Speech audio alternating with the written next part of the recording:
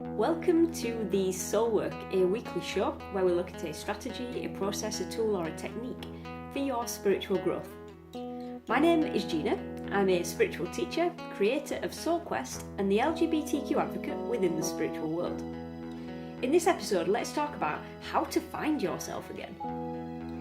Throughout life, we take on lots of different roles and we attach labels to ourselves and other people attach labels to us which influence who we are and how we show up in the world. So for instance, labels: wife, parent, sister, teacher, friend, gay, straight, bisexual, black, white, mixed race, I'm a carer, I'm a pet owner, whatever. We have all these labels and they have an impact on us. And they can really make us lose sight of who we really are, like deep down who we are on a soul level.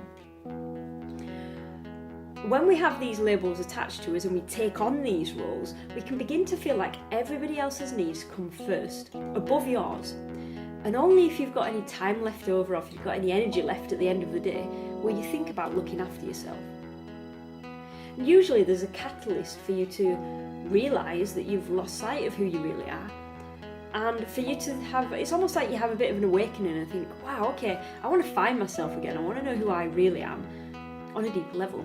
And those catalysts are things such as your kids leaving home, so you've now got an empty nest. You're not sure who you are and what your role is anymore. Maybe the end of a relationship or the end of a job. There are other catalysts as well, but they're the three key ones. And what I've come to recognise over the years is that this isn't about finding yourself again. You haven't lost yourself. You've just felt separated. You've separated from who you really are. It's like you've disconnected on some level. So this isn't about finding yourself. This is about reconnecting you to who you really are on a soul level. So let's talk about that. How do you find yourself again? First thing is about creating space in your life. Quiet, calm, comfortable space where you can be alone. I know that might be a little harder than it sounds, but creating space in your life is the very first step. The second thing is to ask yourself questions to remind yourself who you are. Get yourself a journal.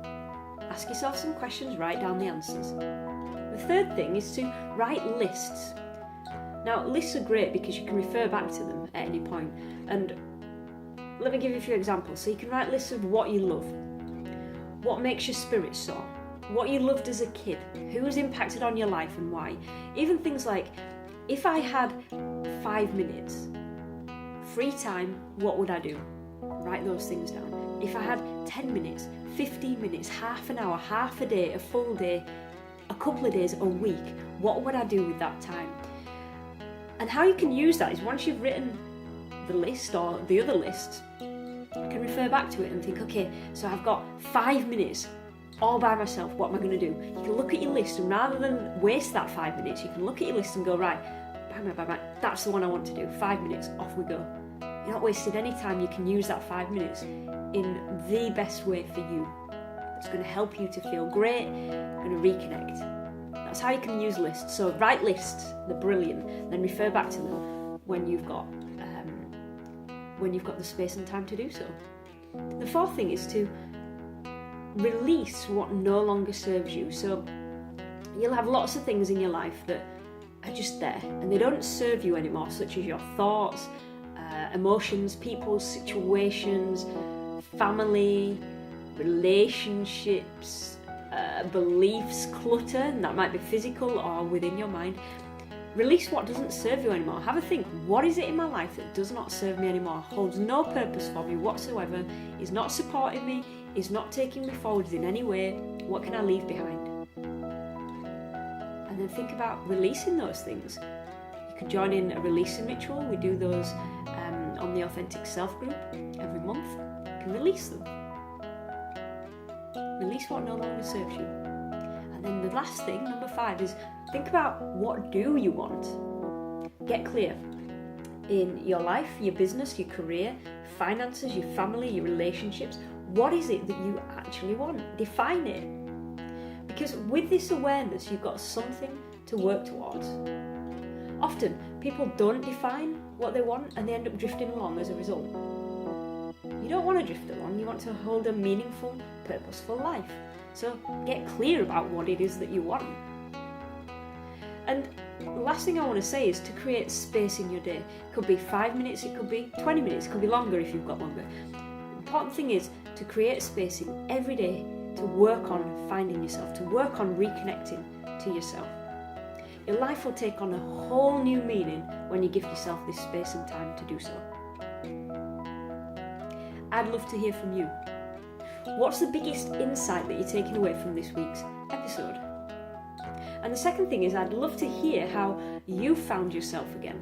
Tell us what was going on for you and what helped you the most. I'll be answering your questions and discussing this in a lot more detail, how to find yourself, live on the Soul Work live check-in. That happens on a Wednesday at 4 p.m. If you can't make it live, note down your questions and your comments in the box below, and I'll be sure to answer them live on the call. The details of how to access the call are in the box below. It'd be awesome to have you there. If you could join us, please do. If you can, as I said, type in your questions, your comments in the box below. I'll be sure to discuss them live on the call. Fantastic. I look forward to seeing you there. And also don't forget, same time, same place next week, Sunday. I'll see you again for next week's episode of This Soul Work. Bye for now.